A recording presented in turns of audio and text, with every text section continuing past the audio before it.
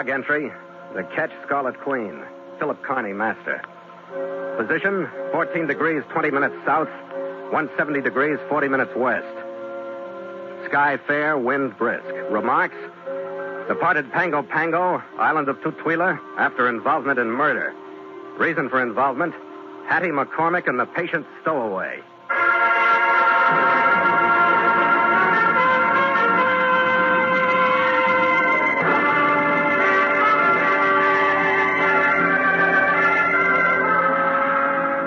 It was a fair trip and a fast one down across the line from Christmas Island until we raised the atolls of the Northern Cooks.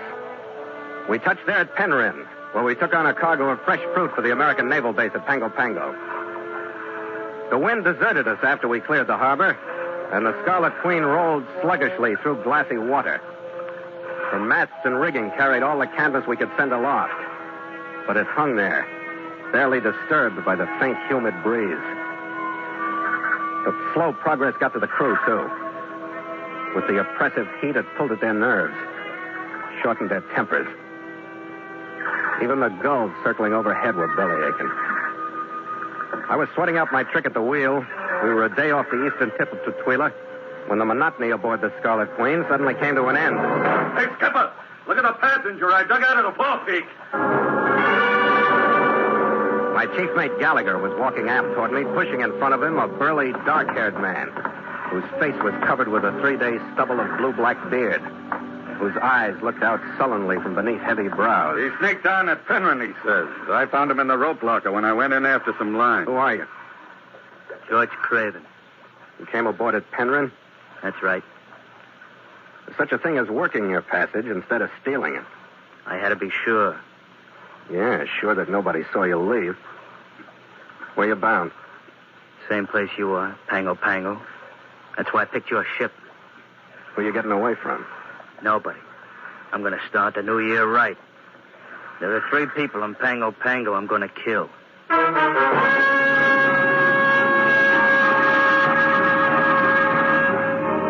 And so Mutual continues The Voyage of the Scarlet Queen, written by Gil Dowd and Bob Tolman, and starring Elliot Lewis.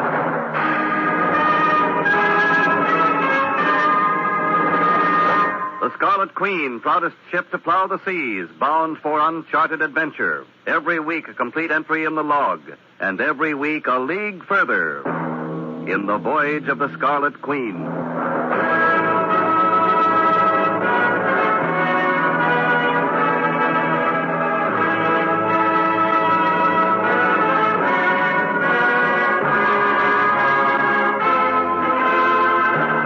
Take the wheel, Red. Okay, Skipper, got it.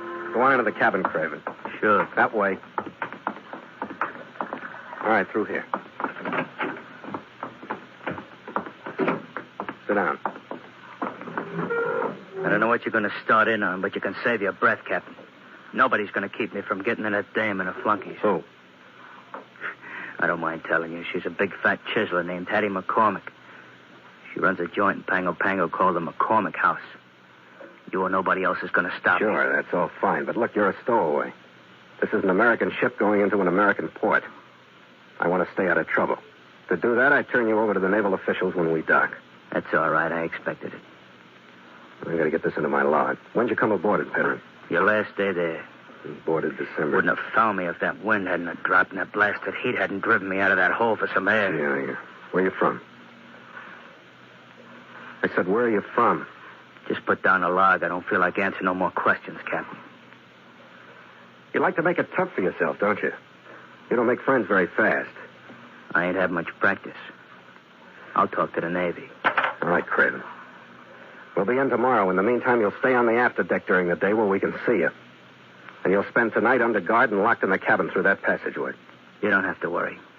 It's taken me 11 years to get this close. I'd be nuts to waste them by causing you any trouble now.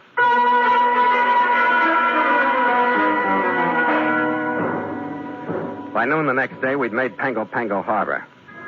Craven was a model prisoner as far as he went with us, but it wasn't far enough.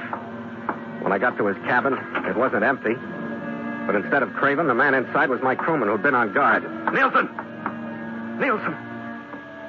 He'd been slugged and he was bound and gagged. I didn't know where Craven had gotten the tools or the education, but the lock on the door had been neatly jimmied. Outside of the lump on Nielsen's head, the only thing he'd left for us to remember him by was his murder threat. And now he was ashore and free to carry it out.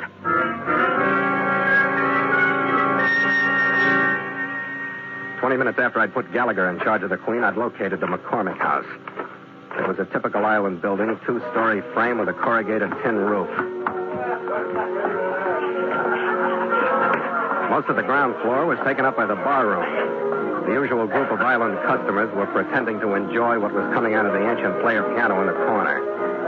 The florid face of the bartender smiled with a half-hearted welcome as I walked up to him. Happy New Year, mate. How are you?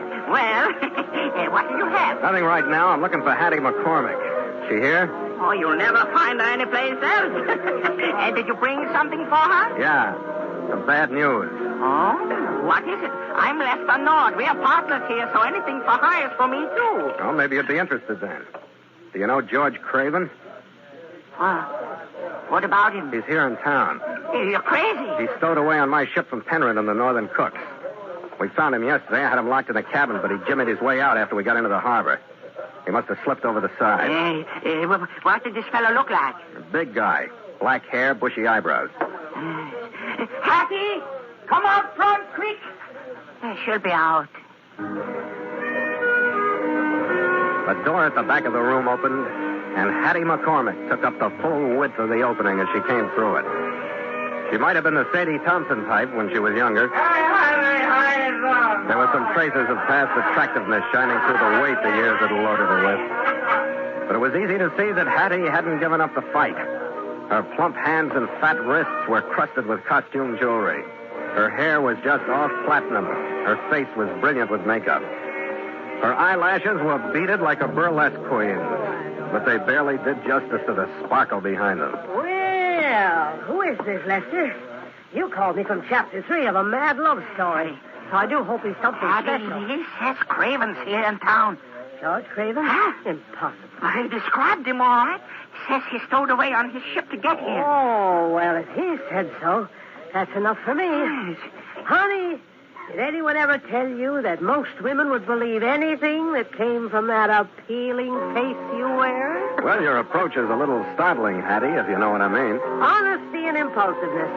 I've used them all my life, since leaving the mountains of Nebraska. What's your name, honey? Phil Karney.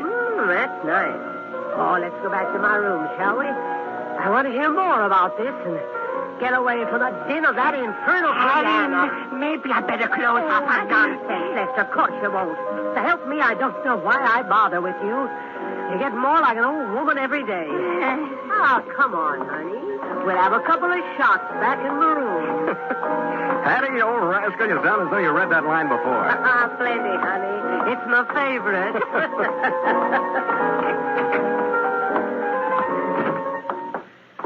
The bottle's in the cabinet, honey. Bring it over, will you? I'll just sit down. All right, Hattie. Oh, George Craven. Now he's back, huh? Man. Oh, if one day one would pass without a man causing me trouble, You look like you've thrived on it so far, Hattie. Yes, I guess I have. Bless them all. Oh, I've loved a lot of men in my 35 years. Oh, but tell me, honey, what did George Craven have to say? You won't like it. Huh? He said he was on his way here to kill 3 people. Idiot. He made that statement to you? Yeah, and it sounded like you were number 1. But it doesn't have to ruin our drink. Here, let's get this down. All right. You work for money, Phil? That sounds like the build-up to an offer. You're right, honey. I need help. Oh, I'm not exactly afraid of George Craven, but I'm not as fast on my pins as I used to be. I'd like to hire you to be my bodyguard. That could be quite a chore, honey. Well. Tell me, why's Craven gunning for you? Oh, he used to be married to my niece. He's no good, Phil. Hmm? I took her away from him with Lester's help. Craven tried to get her back with a gun. We had him sent up for 10 years on an assault charge. Now he's out of stir and out to pay us back for the rap, I suppose. Why don't you go to the Navy, Hattie? They'll give you a protection. Oh, no, not the Navy. I'm in enough hot water with them and the missionaries as it is. They'll send me back to the States if anything else happens. I need somebody like you around, Phil. Well, I don't know, Hattie. I'd like to help you out, but I got ship work to do. We got a cargo to load. What? Hattie, Lester just told me to Craven. Who's this, Phil? This is my niece, Viola. Huh? Dearie, this is Captain Karney, the man who brought Craven to us. Oh. Well, what are we going to do, Hattie? You'll kill me. No. You'll kill me, Captain. Well, that's no news to me, but I didn't invite him to Pango Pango. He stowed away. Phil, it's worth $200 if you'll just stand by us. We really need your help. Mm. Now, look at this poor child. She's terrified. Lester's gone all to pieces. You're the only one we have. And after all, Captain, he came on your ship. All right, Hattie. You let him escape. Hattie. Now, the least you can Hattie, do all is- right. We're going to lay over for a few days until we get a cargo. I'll do what I can for you. Oh, Phil, honey, that's my boy. I know I didn't make a mistake in that honest Irish face. Pour us another drink.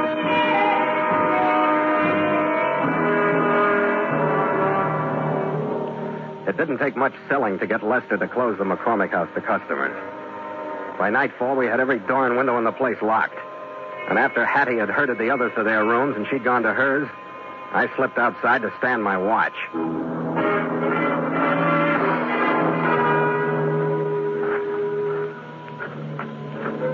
I found a spot just outside the door from which I could cover the approach from town.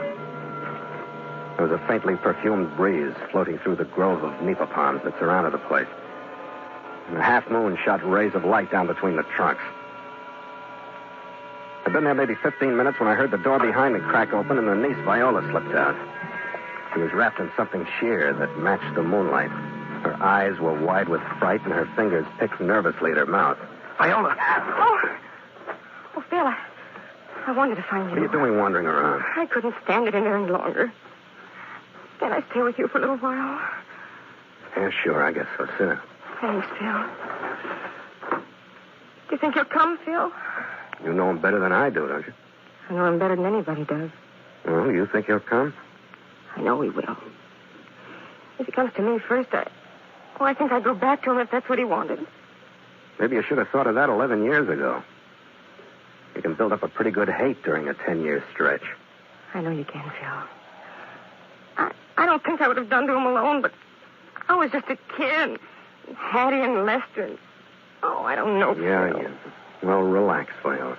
Phil, have you seen anything? With all these shadows, you might have slipped past. Nobody slipped past. You're all right. Yes, I guess I am. Now that you're here. Phil? Yeah, look.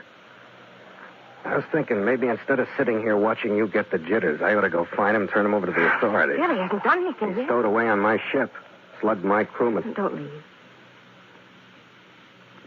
Oh, Phil, I do feel better with you here. Like this. Mm. Don't leave. Phil, did you see that? Where? Over there on the other side of the house. I didn't see him. Oh, I'm sure, Phil. Oh, God, I'm so frightened. I think it's your imagination, but if it'll make you feel any better, I'll take a look. Don't leave me here alone. Wait for me, Phil. We found nothing in the shadows. Better see if the house is all right. Phil, I'm so frightened. We walked slowly around the house. I checked the windows. Everything was secure on 3 sides. But on the 4th, we stopped. The job wasn't as neat as the one on my cabin door, but it was just as effective. The window was raised, and I looked in on a ground floor hallway. I ran my fingers across the bottom of the window and felt the torn grooves where a bar had been pushed in and forced upward to break the lock. Hattie's room was at the end of the hall, and I headed for that first. Hattie! The first sound of life was the creak of bed springs under her weight.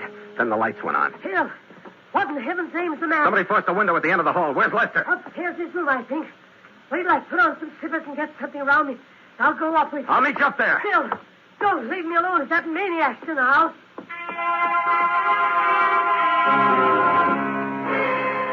By the time I got to Lester's room, I figured I'd done her a favor by leaving her behind. The door was closed but unlocked, and he lay with his feet toward it, sprawled on his face. It looked to me like the weapon that had caved in the back of his head was the same bar that had been used on the window. It lay on the floor beside him. I didn't even bother to check his pulse. I just left him. Is he all right, Phil? Phil. I'm not doing much of a job for you, Hattie. He's dead. Oh, no, Phil. Oh, he was a good man, Phil. Lester was a real good man. I'm sorry, Hattie. Will you be all right? We was together for a long time. Sure, honey. I'll be all right.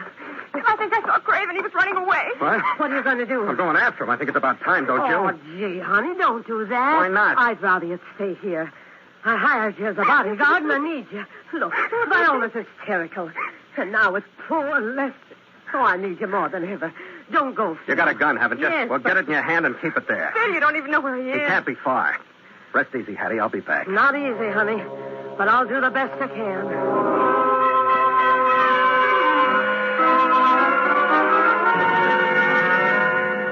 By the time I got outside, there was nobody in sight. The first place I checked was the small waterfront hotel. Not only was George Craven registered under his own name, the desk clerk told me he was in. I didn't bother to knock when I got to his door. All right, Craven, just stay in that chair. Connie, who's chasing you? Stow it and settle down. You and I are going to have a talk about a murder. Oh, we are?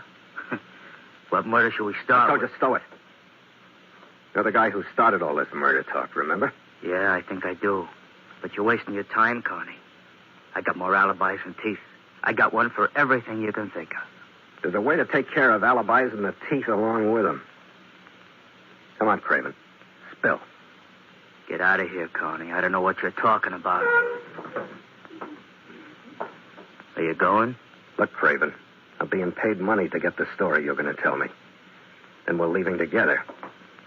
I ain't being muscled tonight.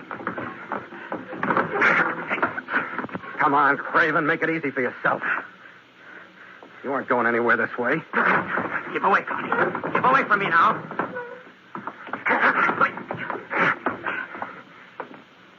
All right, Craven.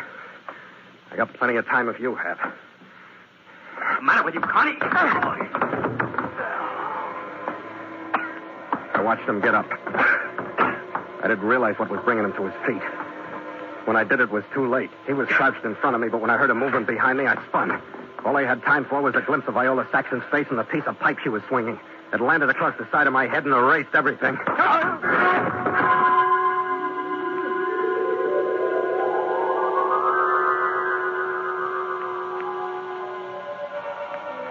The first thing that found its way through the pounding in my head was a question. Why Viola Saxon? I got to my feet, still working on the question. But when the room settled into focus, I knew she'd never answer it. Viola Saxon was still there. She was lying next to a toppled chair.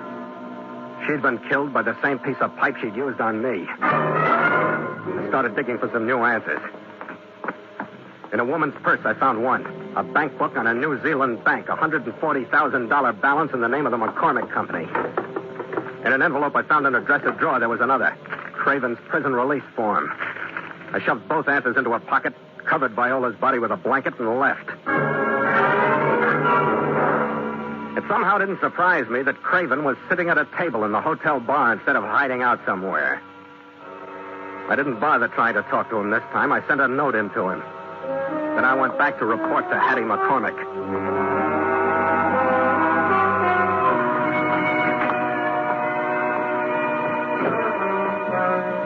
Phil, honey. Oh, I've been worried about you. Where have you been? Beating my head against the biggest stone wall on the island. I'm resigning. Phil, honey, what's the trouble? Tell Hattie. Well, I gotta tell you, I guess. Viola's in Craven's room at the hotel. Viola's in... She's dead. Dead? Oh, no. Oh, I told her when she met that man that something dreadful would happen. I did everything I could. I told her to be careful. You know, Phil, we had to have him arrested once. Yeah, I know, for assault. But here's his prison release form. It says grand larceny. Oh, it's a forgery. I know him. He wouldn't stop at anything. You know what I think, honey? I think you wouldn't stop at anything. I think you and Lester and Viola were mixed up in it. That you framed him into taking the rap.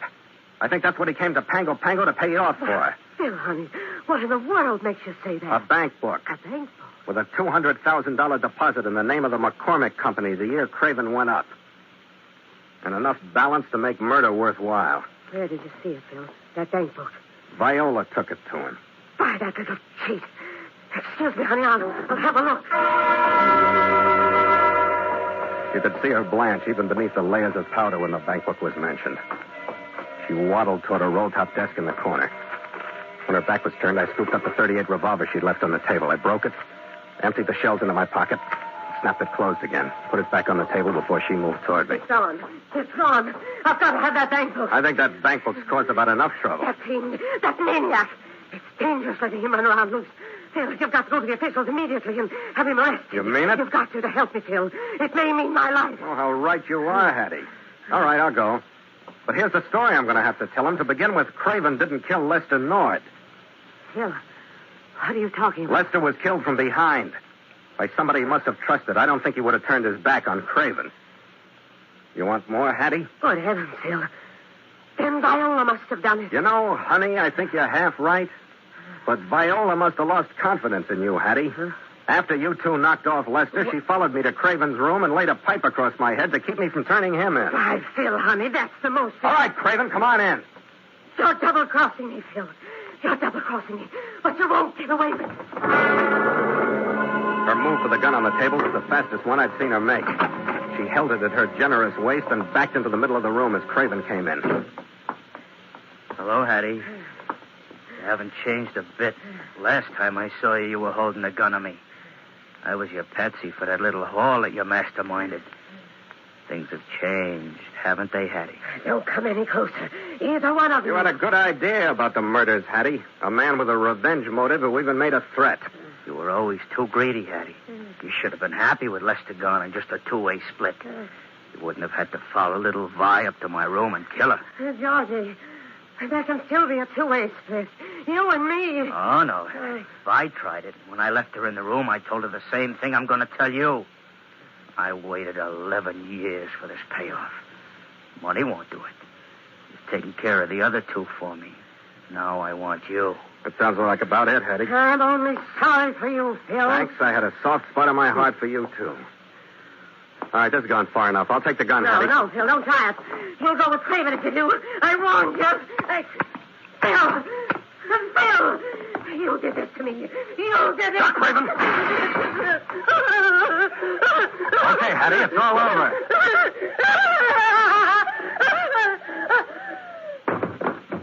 Hattie! Hattie! It's all right, Connie. She just passed out. Yeah. Well, the authorities will get one of them anyway. Okay, there you are, Connie. I've waited 11 years. There's the last of the payoff. They're all taken care of. What are you bragging about? You didn't kill anybody. That's what you came here for, wasn't it? I came here because I knew those three were sitting on a keg of dynamite from that frame they slipped on me. I knew just showing my face would blow it. Yeah? Well, you just stay here and gloat over it for a while. I'll go round up a naval shore patrol.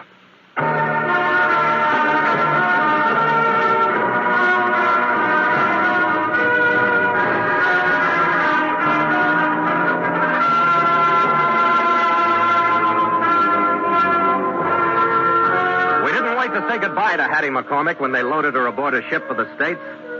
We picked up a cargo of copra bound for the market in New Guinea. And the day before her departure, we cleared Pango Pango Harbor and stood out into a sea ruffled by the southeast breeze. To make sail! We were passing a sleek destroyer when Gallagher bawled his orders. And the crewmen, driven by the pride that's found in those who ship under sail instead of steam, snapped to their stations in front of the audience gathered on the destroyer's deck. With port speed! Make sail! The mainsail climbed smoothly into place under the pull of eager arms. The jibs went up. Then the mizzen. And the Scarlet Queen, as though she too felt superior to the steel machine off her starboard, took the push of the wind gracefully, bowed her tall mast before it, and seemed to dance through the whitecaps that speckled the water ahead. We gave that destroyer crew quite a show, didn't we, Skipper? Never mind the show, Gallagher. What I want to know is if you checked the ship for stowaways. Oh, Skipper, I'm the guy that found him, remember? I didn't let him aboard. But there ought to be a New Year's resolution in this, Red. You mean maybe we can work out something like a rat guard to keep stowaways off? No, it goes deeper than that. Oh, you mean start teaching the kids in kindergarten that if you want to go to sea, you either ought to pay for it or work for it? No. You got the wrong slant, Red. Teach them that if they got an urge for grand larceny to stow away before they do it instead of afterwards. Well, the guy didn't do so bad at that, Skipper. $140,000 bank account. Which he may have to give back. Yeah, well, in the thriving business in Pango Pango. And with the memories he's got, he can have it. So what's the New Year's resolution, Skipper? Well, it slipped my mind, Red. But what's the difference? What happened to the resolutions you made last year? Oh, I wish you hadn't brought that up, Skipper. I made a terrible mistake. I swore off this kind of life. Yes. I was going to settle down in a good, solid, respectable job in Nebraska? Well, like you say, what happens to resolution?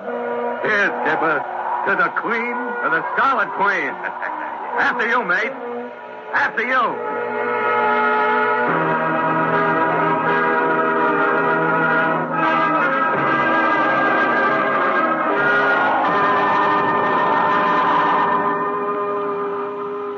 Log entry. The Ketch, Scarlet Queen. 5:30 p.m. Wind, fresh to moderate. Sea cresting. Mainsail and mizzen reefed. Ship secure for night.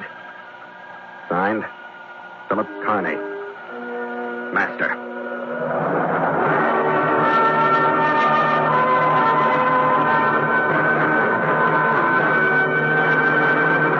Mutual invites you to sail into further adventure on the Voyage of the Scarlet Queen next week at the same time.